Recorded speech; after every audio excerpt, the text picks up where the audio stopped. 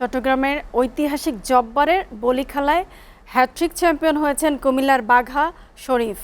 শনিবার বলিখেলার ১১৭তম আসরে তিনি একই জেলার মোহাম্মদ রাশেদকে পরাজিত করে চ্যাম্পিয়ন হন। এবারের বলিখেলায় অংশ নিতে চট্টগ্রাম সহ দেশের বিভিন্ন এলাকার ১০৮ জন কুস্তিগির অংশগ্রহণ করেন। চট্টগ্রাম থেকে নাজিমুদ্দিনের তোলা ছবিতে মৃন্ময় বিশ্বাসের প্রতিবেদন। ব্রিটিশ বিরোধী আন্দোলনে যুবকদের সংগঠিত ও শারীরিকভাবে প্রস্তুত করতে চট্টগ্রাম শহরের বদরপাতির ব্যবসায়ী আব্দুল জব্বার সওদাগর ১৯০৯ সালে চট্টগ্রামের লালদিঘি ময়দানে আয়োজন করেন কুস্তির, যা বলিখেলা নামে পরিচিত। এবার ছিল বলিখেলার ১১৭তম আসর। খেলাকে কেন্দ্র করে হওয়া মেলা রূপ নেয় চট্টগ্রামবাসীর প্রাণের উৎসবে।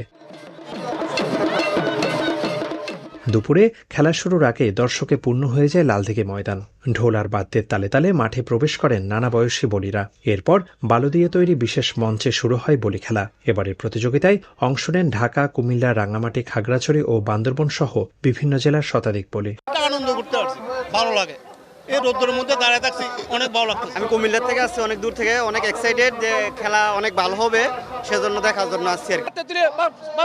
থেকে পাশরিয়া পর্যন্ত সর্বোচ্চ স্থলের মানুষগুলো এখানে আসছেন। গতবারের চেয়ে আরো বেশি আমরা উৎসবমুখ দেখতেছি। শত শত মানুষ আমাদের মতো আসছে, আমরা খেলা দেখে খুব মজা পাচ্ছি। ফাইনালে দুই বলী শরীফ ও রাশেদের মধ্যে হাড্ডাহাড্ডি লড়াই হয়। শুরু থেকেই আক্রমণাত্মক ভঙ্গিতে খেলেন দুইজন। প্রায় ২৫ মিনিটের খেলায় রাশেদকে পরাজিত করে জয়ী হন বাঘা শরীফ। তৃতীয় স্থান নির্ধারণী ম্যাচে জিতেছেন মিঠু। আমি মাটির খেলা কুমিল্লা যে কুস্তি খেলা হয়, এই কুস্তি খেলা আমি ১২ বছর যাবত চ্যাম্পিয়ন। ঐতিহ্যের ধারাবাহিকতা রক্ষায় এই উদ্যোগকে সফল বলছেন আয়োজকরা। মৃন্ময় বিশ্বাস, এসএটিভি, চট্টগ্রাম।